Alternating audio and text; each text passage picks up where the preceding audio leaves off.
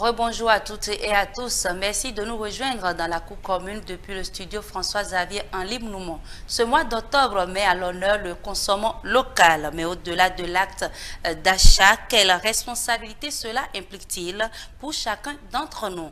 Ensemble avec mes invités, nous allons décortiquer ces enjeux et voir comment notre consommation peut devenir un acte citoyen. Le consommant local, quelle responsabilité sociétale? C'est bien le thème de ce jour. Tout juste à ma gauche, j'ai Madame Kovom Melvina, épouse Goudianou. Bonjour. Bonjour Madame Doussa. C'est un plaisir pour moi de me retrouver sur ce plateau. Le plaisir est partagé. Merci d'avoir répondu à notre invitation. Vous êtes directrice générale de Ambal Bénin SA. Bien sûr. Merci une fois encore. Tout juste à ma droite, j'ai Monsieur Robin Akromessi, un homme qu'on ne présente plus. Il est le président de la Voix des consommateurs du Bénin. Bonjour. Bonjour. Merci d'avoir répondu à notre invitation. C'est un plaisir. Ok, tout juste à côté de vous, nous avons Madame Olive Linda Oke. Elle est entrepreneur agricole, promotrice de marque agroalimentaire Son Altesse. Bonjour Madame. Bonjour Madame Doussa. Merci d'avoir répondu à notre invitation. C'est un plaisir. Et partager votre expérience avec nous. Bien sûr. D'accord. On commence avec vous, Monsieur Robin Akromessi, d'accord? Dites-nous ce qu'on peut comprendre par la consommation du local. À quoi réfère-t-on au juste? D'abord, merci pour l'initiative de cette émission. Je profite de l'occasion pour saluer nos concitoyens consommateurs, vos téléspectatrices et vos téléspectateurs. La consommation locale, ça part du principe aussi basique que celui de l'acte que nous posons tous les jours, l'acte du panier de la ménagère, c'est-à-dire que pour nos besoins quotidiens, manger, boire, s'habiller, se servir ou faire recours à différents services, eh bien, nous sommes amenés à recourir à des produits, à des services qui sont offerts par des entreprises. Et dans le cas d'espèces, au lieu que les produits, les services auxquels nous recourons viennent de pays lointains, viennent de régions lointaines, il s'agit d'adopter un mode d'usage ou d'utilisation de services ou de produits qui sont réalisés non loin de chez nous, qui sont réalisés dans la même localité que nous, dans la même région que nous. Et ce faisant, c'est simplement que nous donnons la chance d'abord à ceux qui sont des fournisseurs de notre région, à ceux qui sont des entrepreneurs de notre région, de pouvoir innover, de pouvoir développer des produits et services qui répondent au mieux à nos attentes, parce que nous aurons la possibilité de suivre de plus près les processus de production. Mais dans un autre timing, on est face à des services qui génèrent de la devise. Parce que à partir du moment où nous utilisons nos ressources financières pour consommer les services qui sont produits localement, ça veut dire qu'au lieu que les ressources que nous avions l'habitude d'envoyer dans d'autres pays aillent de l'autre côté, et bien ces ressources financières restent chez nous et permettent de développer l'économie locale.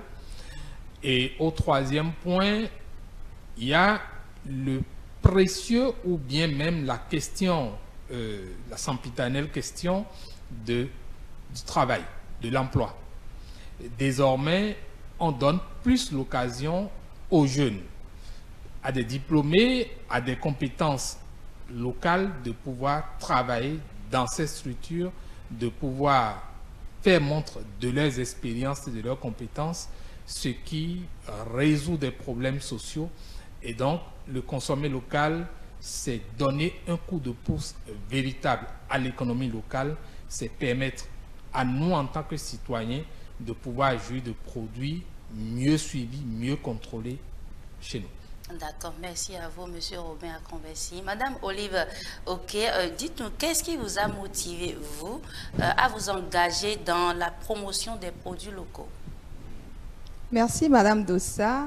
Et là, vous me demandez de raconter mon histoire. Hein? Pas vraiment, bon. D'accord. De Ce qui manière m'a brève, en fait. motivée, Oui. ma motivation part d'abord de mon enfance, où j'ai vécu sur une ferme. Et je voyais tout ce qui se faisait sur la ferme. Mais j'ai dit, mais ça, j'ai pris goût à ça. Et donc, la passion est née en moi. Et par passion, je suis allée faire l'agronomie et tout. Et je suis retournée sur cette même ferme pour valoriser les acquis de la ferme. Donc, je partais comme un jeu. Je ne savais réellement pas la portée de ce que je faisais. Mais pour finir, il fallait mettre du sérieux dedans, puisque quand on parle d'agriculture et transformation agroalimentaire, on parle de ce que les gens mangent. Et comme on le dit, ma nourriture, c'est mon médicament. Et donc, voilà un peu comment je suis rentrée dans l'agroalimentaire. D'accord, d'accord. Alors, Madame Melvina, merci de manière vraie, vous avez ramassé, ce n'est pas une longue histoire, on a compris quand même, et les téléspectateurs aussi ont compris. Madame Melvina Kovo-Boudjanou, comment évaluez-vous l'impact des entreprises sur la consommation du local? Merci, Madame Dossa. Évaluer l'impact des entreprises sur la consommation locale, je dirais que c'est une question assez grosse pour moi parce que on peut l'évaluer sur plusieurs plans. Plusieurs plans, à savoir déjà la qualité de ce qui nous est mis dans nos rayons de supermarché ou sur nos étalages. Également, la formation de base, c'est-à-dire les compétences requises avant de pouvoir se lancer dans ces activités. Et quand je parle de consommation local, le point le plus crucial pour moi, c'est d'abord l'aliment. Ce secteur qui est assez sensible, parce que pour ma part, je vais me présenter de formation, je suis ingénieure agroqualiticienne et je m'intéresse à tout ce qui est qualité des aliments, surtout le process et jusqu'à la fin du process, c'est-à-dire le packaging. D'où mon orientation vers la création de mon entreprise qui est spécialisée dans la fabrication, le suivi et l'accompagnement sur le packaging des produits locaux. Alors, ce que l'on peut dire de manière générale, c'est qu'aujourd'hui, beaucoup d'efforts sont faits à travers les projets et programmes qui sont mis en œuvre actuellement et qui accompagnent nombre d'entreprises. Nous passons par ici pour saluer la volonté du gouvernement qui, à travers les institutions, notamment la CCI Bénin et bien d'autres organisations, qui accompagnent les PTF, je les salue également, qui accompagnent ces entreprises à travers leur savoir-faire, leur capacitation, le lobbying qu'il faut pour quand même leur permettre d'amoindrir tous les coûts afférents à l'amélioration de la qualité de ces produits pour faciliter le consommation local, parce que quand on dit consommation local, c'est également donner de la crédibilité aux produits que nous mettons à disposition des consommateurs. D'accord. Monsieur Robin Akonbessi, beaucoup de personnes pensent que quand on parle du consommation local, on pense directement à l'alimentation. Bon, c'est vrai que c'est on pense directement à l'alimentation, le réflexe en fait. Oui, c'est un réflexe normatif à partir du moment où l'un des produits les plus consommés, c'est l'alimentation. C'est le manger, c'est toucher à tout ce qui rentre dans le ventre. Et il faut dire que c'est pourtant notre habitude qui date de Mathusalem, c'est-à-dire que ce que nous consommons au Bénin, par exemple, c'est ce qui est toujours sorti pratiquement de nos fermes. C'est ce qui est transformé ou transformé pas de manière très raffinée, mais de manière artisanale par nos parents, par nos aïeux.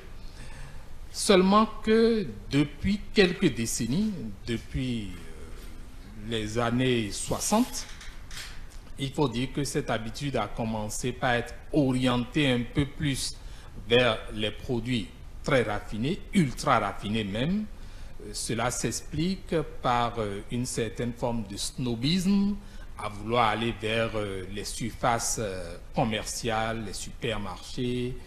Et donc, tout le monde veut se faire valoir socialement. On va donc vers ces supermarchés. Et ça occupe quand même, si on doit parler de volume de vente, l'alimentation occupe un volume de vente très important comparativement aux autres services auxquels tout le monde n'a pas forcément accès aisément. D'accord. Alors, pensez-vous que les consommateurs sont suffisamment sensibilisés sur les avantages des produits locaux?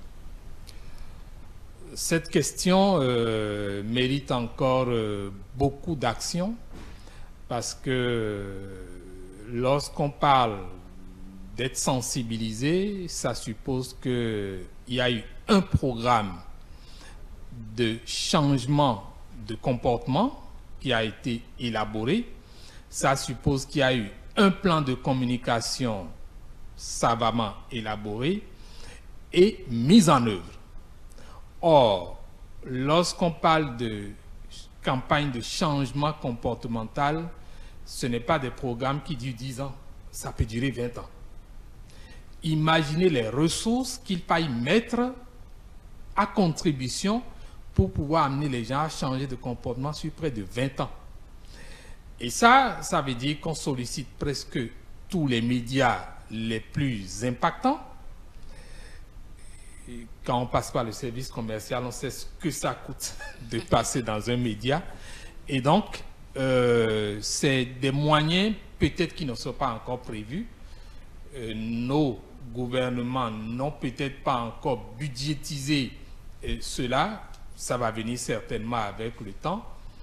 Et donc, dire que le consommateur est assez sensibilisé, non, pas encore. C'est un travail qui est en cours et qui a besoin d'être renforcé. Oui, mais le mois du consommant local, quel est l'impact du mois du consommant local sur la société? Est-ce que les citoyens ont conscience, ont compris l'enjeu quand on parle du mois du consommant local? Parce que c'est tout un mois. Vous savez, je ne voudrais pas lancer un pavé dans la mare, mais observez, nous sommes aujourd'hui le 21. Et vous voyez à quelle date est-ce que nous sommes en train de faire une émission chez vous? Je parle en tout cas de la voix des consommateurs que je représente par rapport à cette question, alors que c'est le mois. Ça veut dire que nous sommes déjà à la 3e semaine, pour ne pas dire la 4e semaine.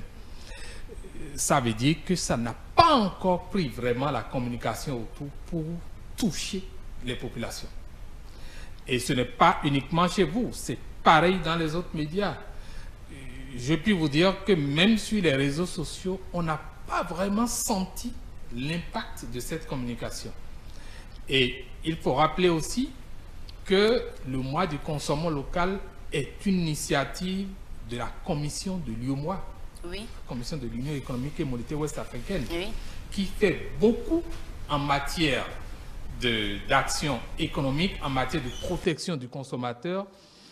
Et donc, il faudra que les États passent over, c'est-à-dire qu'on aille au-delà, plus simplement un mois.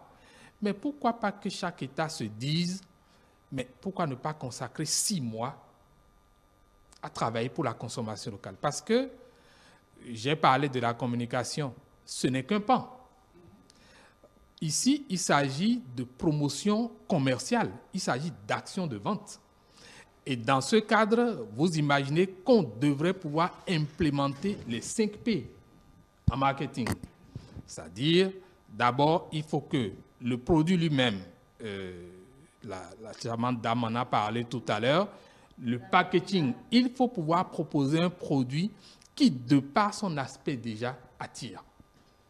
Et le produit lui-même, il doit être qualitatif. Il doit répondre à des normes, il doit répondre à des attentes. Si c'est de l'alimentation, les caractéristiques organoleptiques doivent accrocher. Et deuxièmement, il y a le prix du produit. vous savez, c'est une question qu'on n'évoque pas toujours de manière holistique, mais c'est une question très sensible. Parce que nous sommes dans un environnement où la mondialisation crée plus de mal aux Africains qu'aux autres pays, aux autres contrées. Vous avez des entreprises de l'autre côté qui ont beaucoup de ressources humaines compétentes, suffisamment compétentes, parce qu'il s'agit beaucoup plus de biotechnologie aujourd'hui. Et vous avez des entreprises qui ont les ressources financières et qui compétissent avec nos entreprises locales. Le combat est assez asymétrique. Et si donc le prix n'est pas suffisamment étudié, que l'État ne trouve pas la formule, pour les amener peut-être ces jeunes entreprises, ces PME, à se mettre ensemble pour produire ensemble, ça va être difficile avec leurs petites unités d'être compétitifs sur le plan du prix. Il y a le positionnement. Lorsque les produits sont positionnés, comment est-ce que ça a été étudié pour pouvoir bien les positionner? Il y a la promotion commerciale. Ce n'est pas seulement faire la communication. Mais quelles sont les stratégies qu'on utilise pour amener les gens à s'intéresser vraiment au produit?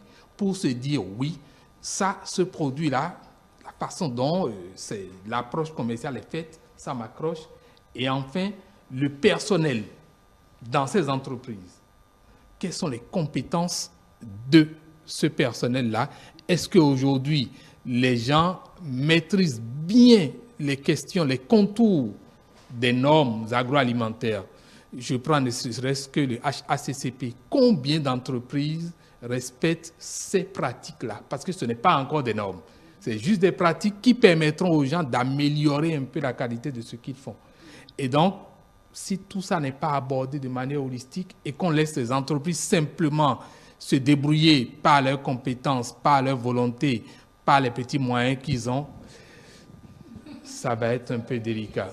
Oui. Merci à vous, Monsieur Robin Akron-Merci.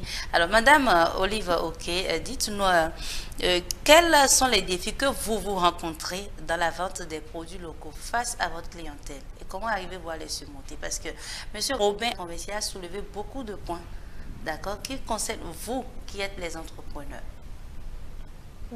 Monsieur Rubin a soulevé beaucoup de points. Et de ma position, je souriais. Parce que tant qu'on a commencé, c'est que ça a commencé et que ça se fera. Ce qu'était le consommant local il y a 10 ans, ce n'est pas la même chose aujourd'hui. Du coup, moi, de ma position, je loue fortement ce que fait le gouvernement et j'abonde dans le même sens que Mme Melvina, qui saluait les autorités, la Chambre de commerce et d'industrie du Bénin, tous les différents programmes. J'ai compris qu'ici, chacun a sa veste. Et de ma veste, je peux dire que cette année, mais on a vu du waouh, on a vu du beau. J'ai participé à la foire du consommant local. J'avoue qu'au début, j'étais réticente. Je ne voulais pas parce que je me dis, bon, je sais un peu ce que c'est que les foires. Mais j'avoue, je ne vais pas appeler les noms des chiffres ici, mais non, les gens sont sortis. Et quand on parle de consommant local, vous savez, nos mamans qui ne sont pas instruites consomment toujours local. Parce qu'elles n'ont souvent pas le temps d'aller visiter les rayons de supermarché. Et donc, c'est une autre cible carrément qui est en train d'être sensibilisée pour la consommation du local. Parce que il y a des gens qui ne consommeront jamais le local, qui sont carrés dessus. Ce qui est fait dans mon pays, c'est pas bon. Dans quelles conditions on a fait ça? Mais les entrepreneurs sont en train de travailler au jour le jour à améliorer leurs produits. Au jour le jour. Du coup, nous devrions toujours remercier ceux qui sont là en train de nous pousser, de dire, bon, ça y est, ça va aller, continuer. Ceux qui sont en train de nous amener le packaging. Quand vous parlez de défis, Monsieur Rubin a dit, le packaging est un grand défi au Bénin ici. Parce que le produit que vous achetez d'abord l'emballage. Quand l'emballage n'est pas attrayant, le produit peut être n'importe comment. Vous pouvez vendre du sable bien emballé. Et donc, c'est un défi pour nous aujourd'hui, en tant qu'entrepreneurs, de pouvoir rester dans l'arène avec un produit qui n'est pas bien emballé. C'est un exemple. En dehors de ça, il y a beaucoup d'autres choses comme l'attestation de mise sur le marché. Si vous voulez aller loin, vous devriez ménager votre monture. C'est ce qu'on dit. Du coup, il y a beaucoup de défis que les entrepreneurs rencontrent. On ne va pas se mettre à tout citer ici. J'ai énuméré 2, mais il y a plein d'autres. Dans la vente également, quand on prend les supermarchés aujourd'hui, ils sont toujours prêts à ce que vous fassiez le dépôt-vente, ce qui n'arrange pas nous, entrepreneurs. Et donc, l'entrepreneur aussi, en dehors de ce que les gens font autour de nous, en dehors de ce que M. Rubin aussi fait en termes d'écoute, de voix de consommateurs, et ça nous interpelle aussi parce que ça va nous amener à être pointus dans notre domaine. Donc chacun, autant que nous sommes, apporte notre pierre à la construction de l'édifice. Donc voilà un peu ce que je peux dire en termes de consommation du local, en termes de défis aujourd'hui. Dans la vente, on a des défis. Dans les emballages, on a des défis. Dans la production, on a des défis. La main-d'œuvre, il n'y en a pas. Et la disponibilité de la matière première. Et vous savez, en dehors de consommer local, mais les entrepreneurs ont chaud. Nous avons chaud. Quand on parle de production, quand vous allez au marché et le prix de la matière première change, vous avez de difficultés à changer immédiatement le prix de votre produit. Mais il y a ça qui n'est pas perçu, il y a ça qui n'est pas systématiquement vu. Donc, chacun dans sa veste essaie quand même de faire le nécessaire. Il est la voix des consommateurs, donc il ne et nous le félicitons. Les citoyens, n'est-ce pas? C'est normal, c'est normal, c'est normal. Madame Elvina Kovo-Goudiaro, dites-nous, comment percevez-vous la tendance actuelle du consommant local au Bénin?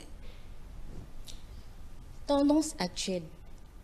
Pour la petite histoire, je voudrais vous rapporter les propos d'un entrepreneur qui me disait: j'ai eu à travailler sur un produit, j'ai bataillé pour quand même le positionner à Yerevan dans un rayon, et je sortais avec un échantillon quand un consommateur m'a rencontré et a demandé: ah, vous avez choisi, vous avez trouvé ce produit-là dans quel rayon?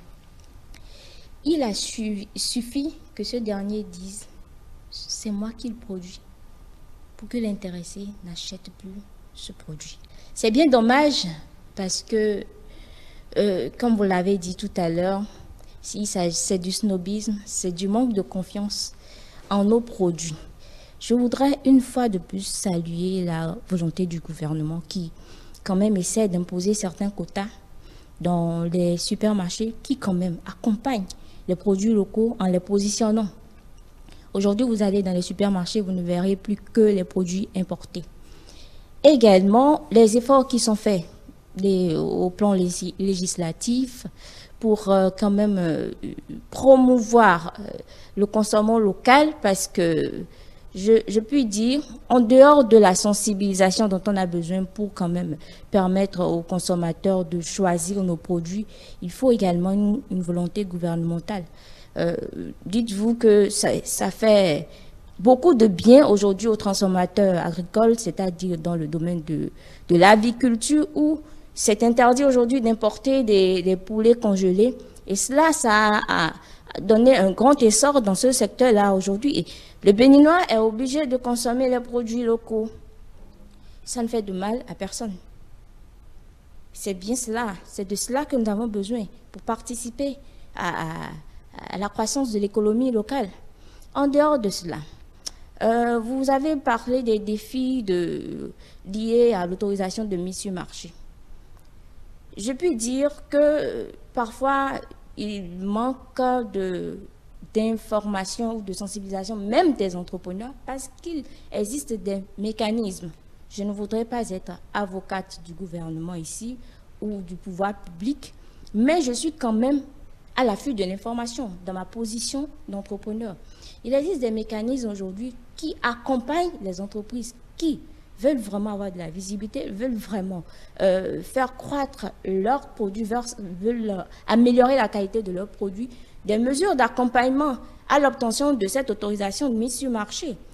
Et il y a eu plusieurs vagues d'appels à candidature et plusieurs entreprises qui sont quand même, dont les normes ont été accompagnées.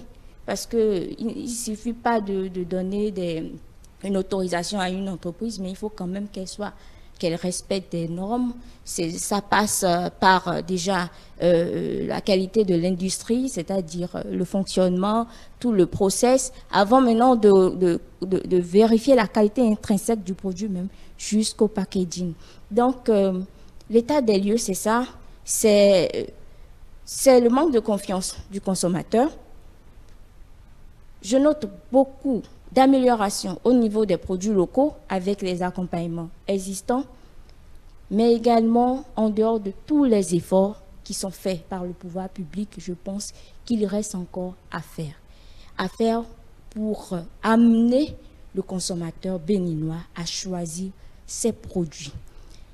Et cela passe également par l'accompagnement de certains secteurs clés qui quand même qui ont une influence, un impact sur le prix de revient des produits locaux afin de quand même faciliter l'accès de ces produits-là aux consommateurs que nous sommes. D'accord, merci à vous. Monsieur Robin Akrambessi, pourquoi les consommateurs sont tellement si réticents quand on parle des produits locaux? Parce que vous avez énuméré quelques points, elles ont réagi, mais de manière clé. Quels sont les obstacles qui empêchent les consommateurs à accepter, à prendre en compte ces produits locaux? En fait, il faut dire quand même que j'ai compris les réactions des deux entrepreneurs. Mais vous voyez, une association de consommateurs, c'est malheureusement parfois mal perçu. Parce que nous sommes des évaluateurs souvent de risques.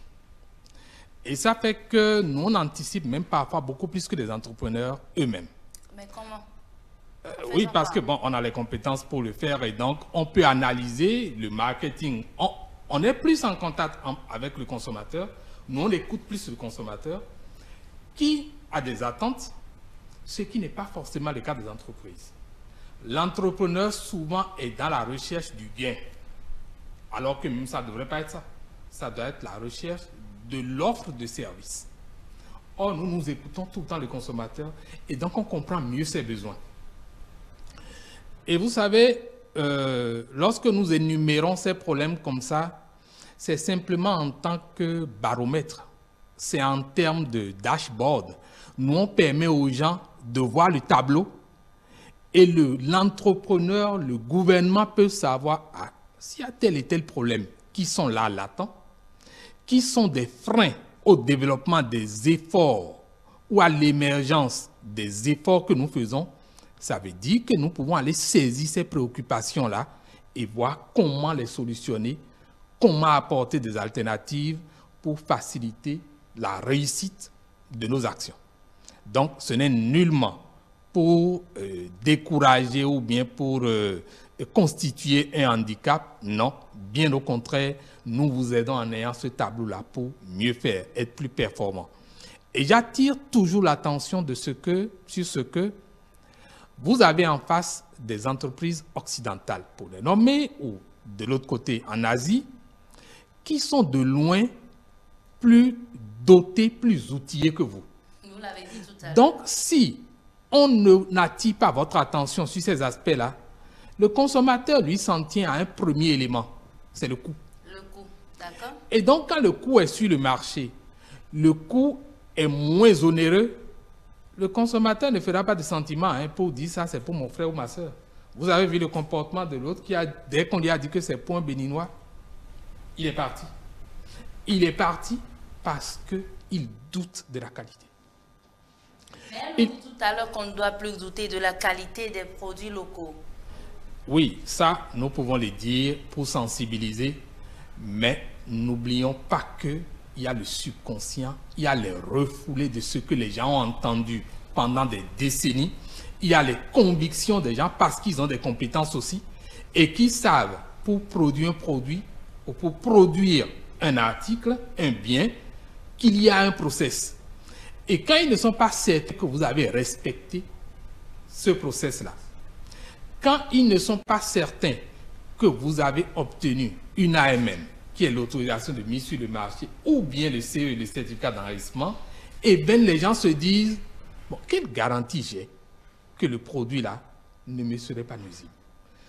Vous savez, on ne va pas faire peur aux gens, mais c'est des réalités que nous connaissons et on a besoin de créer la confiance avec les consommateurs. C'est déjà bien. On a vu avec l'ABSSA ces initiatives où des PTF ont accompagné quelques jeunes entreprises pour qu'elles puissent passer à la normalisation d'un certain nombre de produits, de services ou de process. Donc, c'est déjà bien. Certaines aujourd'hui ont l'AMM. Mais l'AMM coûte cher. Ça, par exemple, c'est un problème que nous sommes en train d'évoquer depuis près de 7 ou 8 ans. L'AMM coûte cher pour la jeune entreprise. Et si la jeune entreprise doit mettre beaucoup de moyens pour avoir... Parce que l'AMM, ce n'est pas pour l'entreprise. C'est pour un de ses produits. Ça veut dire que c'est la 5 gammes de produits, elle va multiplier le coût de l'AMM par 5. Combien d'entreprises ont ces ressources pour pouvoir le faire? Donc, quand nous en parlons, c'est un début de plaidoyer pour que le gouvernement puisse se rendre compte que si sur tel axe on agit et que ça crée la confiance chez les consommateurs, naturellement le consommateur ira beaucoup plus vers. Parce que vous savez, il y a la loi 2007-21 portant protection du consommateur qui a prévu qu'avant de vendre un produit, avant de le mettre sur le marché, ce produit doit détenir l'AMM. Mais vous voyez, on a travaillé la conscience, on a travesti même la conscience du Béninois. Il n'existe pas l'AMM pour les produits importés.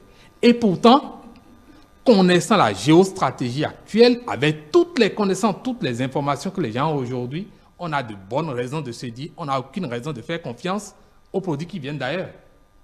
Mais le Béninois n'exige pas l'AMM. Donc vous voyez, c'est une question de communication, c'est un travail de long terme et le gouvernement doit tout le temps s'impliquer pour que la population se dise c'est pour les protéger que le gouvernement le fait.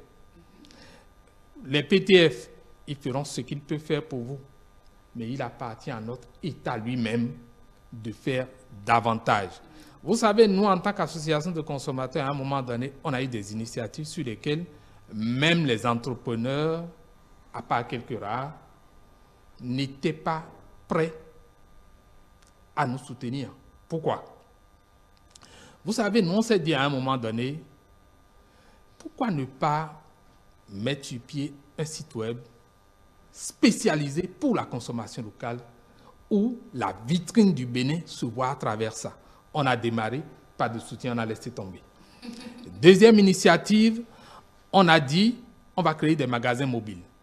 Les magasins mobiles, c'est rapprocher les produits de nos ménages, de sorte qu'à travers ces véhicules, ces minibus de vente de produits, qui seront en train de circuler à tout moment, brandés avec les produits Made in Benin, le subconscient enregistre tout le temps. C'est de l'autosuggestion progressive. Les gens finiront par adopter, ce n'est pas par la pression que les gens vont accepter. Non. C'est à force de voir tout le temps, à force d'être en train d'expérimenter, à force de les séduire, de tenter de les convaincre, qu'ils vont finir par adhérer.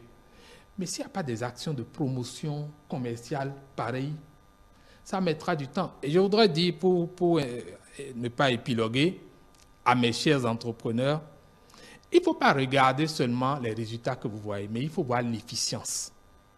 Combien de temps j'ai mis pour avoir ce résultat-là? C'est très important. D'accord.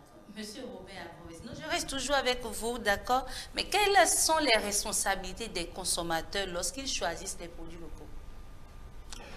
Mais, la responsabilité du consommateur, vous savez, je l'ai dit tout à l'heure, c'est de contribuer à doper l'économie de son pays, plus l'argent reste. Oui, en payant. Voilà. En payant ce qui est made in Benin. Ça fait que l'argent reste chez lui. Il aura contribué à créer de l'emploi. D'accord. Et puis, ce faisant, c'est qu'il permet à l'entrepreneur de s'enrichir, et ça ne fait aucun mal de voir son compatriote s'enrichir, parce que plus chacun de nous s'enrichit, mieux notre pays s'emporterait, mieux on pourrait produire des services qui répondent à nos attentes, qui sont plus protecteurs de nos intérêts que des services dont nous ne connaissons les origines. Je vais vous raconter une petite histoire pour faire cela.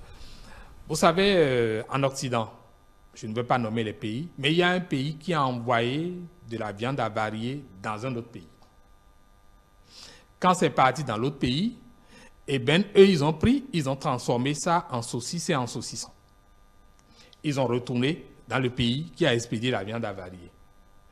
Et le pays qui a expédié la viande avariée dit, jamais, elle ne prendra pas. Les autres ont dit, bien sûr que tu vas consommer, parce que c'est toi qui nous as envoyé ça. Vous voyez, quand ça se passe chez eux comme ça, entre eux, quant à nous, qui sommes considérés comme les damnés de la planète, vous imaginez ce qui arrive chez nous. Donc, c'est des éléments sur lesquels on doit souvent attirer l'attention de nos concitoyens, de nos compatriotes, pour qu'ils comprennent que c'est mieux si on produit localement et que nous, en tant qu'association de consommateurs, nous avons la possibilité d'accompagner, de suivre les process de production pour nous assurer que c'est bien fait. On a fait du bon travail avec l'ABSSA. Sur le marché, on était souvent dans le contrôle. Oui. Au-delà de la veille que nous on fait, on participe aussi au contrôle étatique avec l'ABSSA. Donc, si c'est renforcé, nous on crée la confiance au niveau du consommateur pour lui dire, nous avons été voir, c'est rassurant. Mais ça, je ne le dirai jamais assez, c'est à l'État d'implémenter des dispositifs pour que nous on puisse se faire, parce que notre association de consommateurs n'a pas les ressources financières pour le faire. Et donc, c'est l'État qui a la première responsabilité de protéger le consommateur, qui doit mettre des moyens à notre disposition pour que nous puissions le faire. Merci à vous, M. Robin Akombassi. Madame Olive, dites-nous vos cibles, parce que vos produits que vous produisez, votre entreprise produit, vous avez des cibles, d'accord, adaptées à ce produit, n'est-ce pas? Ou bien c'est tout citoyen, toute la population qui peut s'en procurer. Vous n'allez pas décrire les produits ici, mais lorsque vous faites le bilan, est-ce que vous pouvez dire à la date d'aujourd'hui que les citoyens, les Béninois, consomment réellement les produits, et les Béninois même font la promotion des produits locaux de leur pays? Vous avez choisi de me poser les questions qui me conviennent, hein? En fait, aucun entrepreneur ne peut dire que tout le monde est sa cible. Chacun fait son ciblage, chacun cherche qui sont ses clients, qui peut consommer ce que je produis. Moi, dans mon cas, je peux dire que j'ai eu la chance que mon produit que je mets sur le marché, je le mets sur le marché pour la consommation locale. Mais qui sont mes clients? Ce sont les Béninois de la diaspora. Les Béninois de la diaspora, oui. Mais quand on parle des Béninois vivant au Bénin. Oui, moi je ne suis pas allée ailleurs pour faire ma communication. Ce sont les Béninois vivant au Bénin qui ont testé le produit, qui ont vu que, voilà, ce produit, je peux l'envoyer à mon cousin en Europe, je peux l'envoyer à ma fille ou à mon fils au Canada, ainsi de suite, ainsi de suite. Je le dis toujours, la consommation du local, moi, je suis en train de vivre une belle expérience. Je suis dans le local et ça se consomme.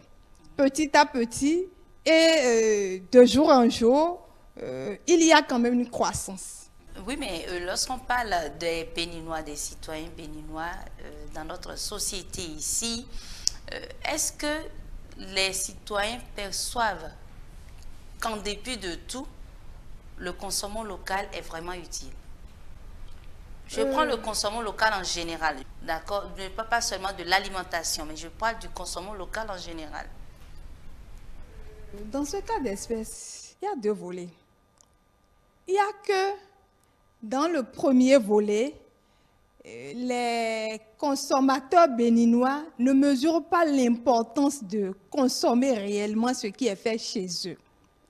Quand je prends les jus d'ananas qu'on nous envoie ailleurs, souvent on nous dit que c'est des essences.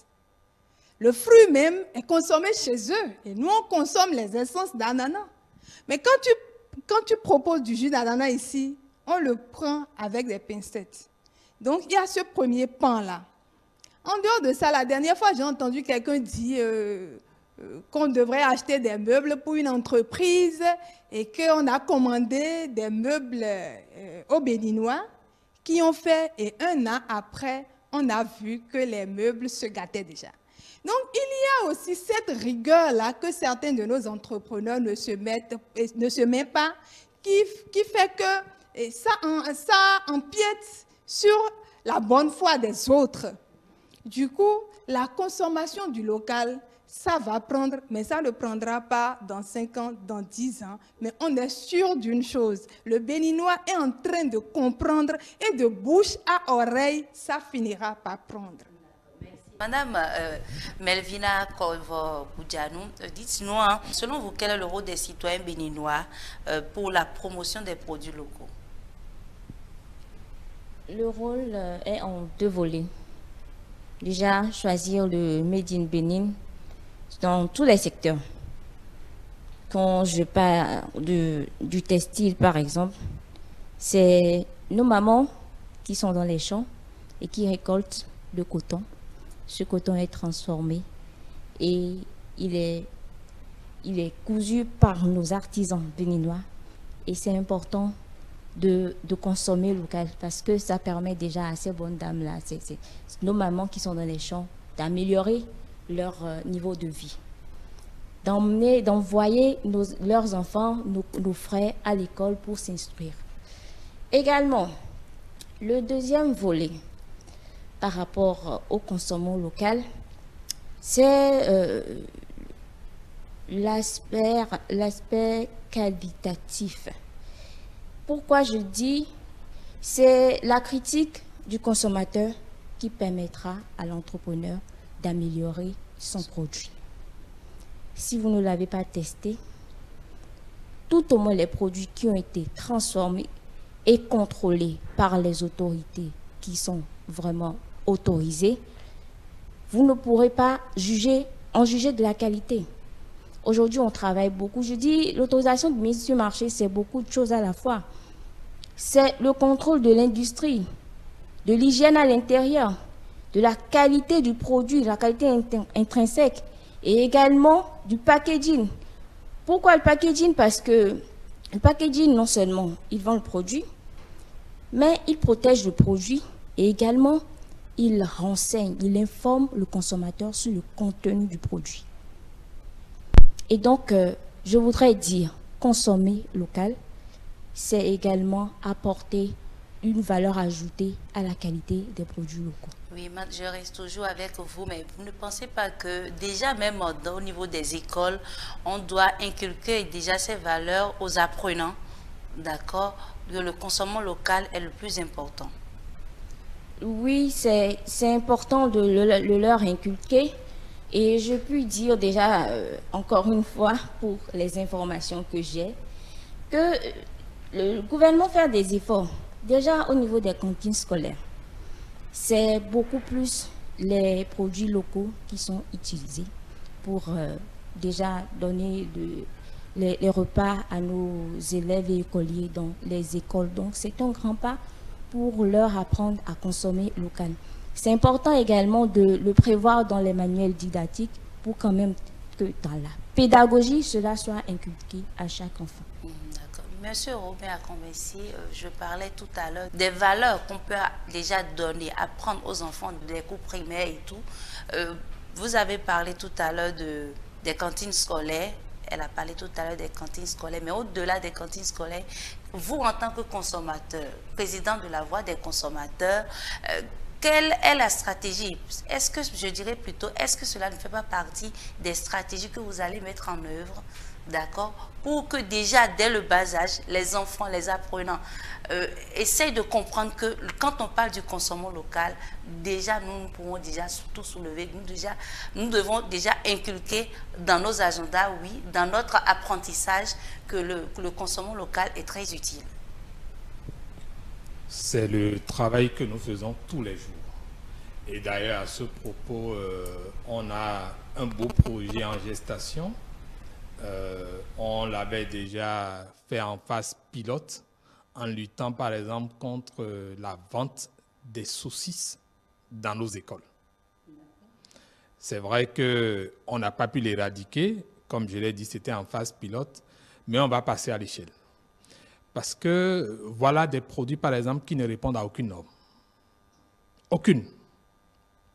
Et quand ça vient chez nous, vous voyez, c'est rempli de sel, alors qu'on sait très bien aujourd'hui que la consommation de sel doit être contrôlée pour éviter les ennuis d'hypertension artérielle pour nos enfants.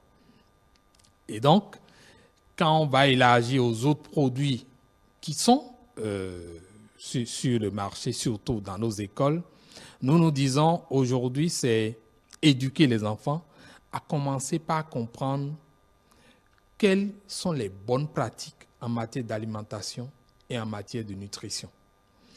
Et sur le projet de guide alimentaire actualisé sur lequel nous sommes en train de travailler avec beaucoup de partenaires aujourd'hui, nous allons dire que si on commence par faire comprendre aux enfants que le guide alimentaire est basé beaucoup plus sur les ressources locales.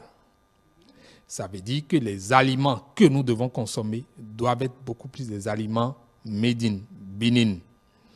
Et à partir de cet instant, vous comprenez que les enfants qui sont éduqués à ça sur près de 5-10 ans, tout au moins pendant tout leur cursus scolaire, vous comprenez que ces enfants ne peuvent pas grandir et prétendre que ce n'est que ce qui vient de l'extérieur qui doit se retrouver dans leur assiette. Et l'enfant étant le père de l'homme, lorsque les enfants sont bien sensibilisés à ces bonnes pratiques, c'est que automatiquement à la maison, à la table, les enfants font des observations qu'il faut que les parents sont obligés de retrousser les manches quant à l'alimentation à la maison. Donc, nous estimons qu'aujourd'hui, il faut démultiplier ces genres d'initiatives. Aujourd'hui, nous sommes en train de concevoir des dessins animés qui vont travailler sur ça, éduquer. Mais vous voyez, où sont nos freins? Nous, on va s'investir à concevoir ces dessins animés. Mais il faudra maintenant les faire diffuser. Les réseaux sociaux ne sont pas automatiquement les endroits où on va pouvoir avoir forcément l'impact qu'on attend. Ça a besoin de passer sur les chaînes classiques, les médias classiques. Mais la réalité, qui va payer? Donc, si on a la volonté, si on se bat tous les jours pour pousser jusqu'à un niveau et qu'on n'est pas soutenu, vous comprenez que le verre va rester dans les fruits. Une fois de plus, je le redis aux entrepreneurs, je le redis au gouvernement, on ne peut pas réussir à faire votre bonheur contre votre gré. Parce que si cela va dans l'intérêt des consommateurs en deuxième plan, ça va dans l'intérêt des entreprises et de l'État au premier plan. Et donc, il appartient aux entrepreneurs, aux organisations d'entrepreneurs de travailler avec les associations de consommateurs pour voir en quoi est-ce qu'elles peuvent contribuer à améliorer ce que vous faites. Elles peuvent vous aider à gagner le marché et l'État aussi doit comprendre que c'est sa population qui doit s'en ressentir mieux parce que c'est des problèmes de santé publique lorsqu'on parle d'alimentation. Et donc, en travaillant ensemble, une parfaite intelligence serait plus bénéfique qu'à s'observer comme des gens ayant des vestes différentes. Non. Est-ce que la société est-elle consciente que la consommation des produits locaux impacte positivement l'économie de notre pays? Non, pas encore. C'est pour cela que je dis c'est un travail de changement de comportement qui va durer au moins 2 décennies. Parce que vous savez, les habitudes ont la peau dure et les autres ne dorment pas. Vous changez de stratégie, eux aussi changent de stratégie. Parce que quand on dit tout le temps l'Afrique est le continent du futur, vous croyez que c'est parce qu'ils estiment que l'Afrique sera industrialisée, l'Afrique aura plein de technologies plein de TGV. Non, c'est parce qu'on estime que vous serez toujours les dépotoirs. C'est-à-dire que vous gagnez un peu plus de ressources financières, vous avez un train de vie qui s'élève un tout petit peu, et donc en ce moment, plus on produira, plus vous serez des réceptacles pour pouvoir consommer. C'est tout ce qu'on dit, rien d'autre. Donc, si nous ne prenons pas conscience que nous aussi, nous devons prendre une part importante à la production de services et de biens pour que... C'est-à-dire les citoyens. Oui, les citoyens, c'est les citoyens qui font une cité, qui font un pays. Donc, si on ne travaille pas à ça, mais c'est une question de volonté politique. Il faut que les gouvernants se disent, c'est maintenant ou jamais, c'est le carrefour où il faut prendre les meilleures décisions possibles, il faut prendre tous les risques pour que nous puissions nous développer. Risques? Je n'ai pas dit le contraire. J'ai dit il faut prendre. Donc, il faut en prendre davantage et davantage. C'est tout ce que nous souhaitons. Rien de plus. D'accord. Alors, Madame Olive, ok. Monsieur Robin Akomesi, il a parlé au début de la communication. Mais en tant qu'entrepreneur, quelle action vous menez pour pouvoir mettre la communication au centre de votre travail? Si vous êtes entrepreneur et vous ne travaillez pas avec des distributeurs, vous êtes obligé de communiquer ça. Même si le distributeur communique, vous-même, vous devriez communiquer parce que on dit l'essai de poisson ne gâte pas la sauce. Et donc aujourd'hui, les réseaux sociaux sont là. L'organisation, la participation au foire, c'est une façon de communiquer, c'est une façon de se rendre visible. La meilleure présentation de son produit par un beau packaging, c'est une communication. Parce qu'entre 1000 produits, si votre packaging est meilleur, je pense que quand on viendra en même temps, on va dire, mais c'est quoi ce produit ça? Est-ce que ça a été réellement fabriqué au Bénin? Donc, c'est des façons de communiquer ça. Et un entrepreneur de notre rang, tu ne peux pas bouger sans ton produit, tu dois être là tout le temps à vouloir que les citoyens, les consommateurs voient. Même si la personne ne peut pas acheter, il faut quand même que la personne voit le produit. C'est déjà un avantage pour toi. Donc, en matière de communication, il faut être partout. Même si le besoin n'est pas là, il faut que toi, tu sois là. Un jour, le besoin va te rencontrer. D'accord, merci à vous, Madame Olive. Ok, Madame Kovo Boudjanou, dites-nous, quel conseil donnerez-vous aux personnes qui souhaitent s'engager dans la consommation du local? Conseil à donner aux consommateurs. Aux consommateurs, c'est d'abord de croire en ce qui se fait chez nous. Je trouve que c'est beaucoup plus sécurisant de consommer ce qui est fait à petite échelle que de faire confiance aux produits industriels. Pour avoir parcouru certaines industries, pour avoir vu des choses aberrantes sur les médias sociaux, des choses que nous consommateurs ne voyons pas forcément, mais nous voyons seulement au packaging, au branding. Je voudrais dire à chaque consommateur que c'est mieux de compter sur ce qui est produit chez vous, sur vos terres, par vos frères, plutôt que de compter sur les entreprises industrielles. Encore que, au Bénin ou en Afrique, nos frontières sont, je peux dire, un peu poreuses. Tous les contrôles afférents, tout ce qu'il faut faire pour quand même garantir une certaine qualité des produits qui sont mis sur nos territoires ne sont pas encore totalement respectés. Ça, c'est une triste réalité. Quand nous prenons tout simplement l'exemple des saucisses dont a parlé M. Robin tout à l'heure, mais c'est anormal que l'on retrouve ce genre de produit dans nos rayons ou dans nos assiettes. C'est anormal. Donc, une raison de plus pour faire comprendre à chaque consommateur que c'est mieux de consommer ce qui est tombé de l'arbre près de chez soi. Et vous, M. Robin Akomesi, pour conclure? Non, je voudrais dire simplement que moi, mes conseils, c'est à l'endroit plutôt des fournisseurs parce que... Et également à l'endroit des consommateurs. Je vous ai dit, le principe du consommateur, c'est que lui, il fait confiance en une association de consommateurs. Quand nous, on lui dit, ça c'est bon, il ira vers. Oui, mais la Mais société... pour que nous on puisse dire que c'est bon, parce que nous ne veut pas dire que c'est bon. La société également ses responsabilités. Vous savez, ne dites pas aux gens d'avoir des responsabilités sans que vous ne puissiez observer le minimum de devoirs que vous avez à leur égard. Okay. C'est eux qui sortent leur argent. Okay. Et donc, votre devoir en tant que fournisseur, c'est de produire qualité qui observe leurs attentes, les normes. Et donc, c'est aux entreprises. Je voudrais profiter de Madame Aouké. La communication, ce n'est pas seulement lorsque vous saupoudrez quelques actions de com. Non. Si vous voulez vraiment des résultats, devenir de grandes entreprises, vous définissez un plan de com, vous sollicitez les professionnels, on vous fait un plan de com, on vous accompagne dans la communication. Et c'est là où je dis toujours, mettez-vous ensemble, même si ce n'est pas pour produire ensemble, mais pour les questions de packaging, pour les questions de communication, de marketing, on les fait globalement pour vous et nos associations de consommateurs sont prêtes à vous accompagner. Mais tenez-vous tranquille, ce ne sera pas gratuit. Parce que, oui, nos associations ont besoin de ressources pour vivre.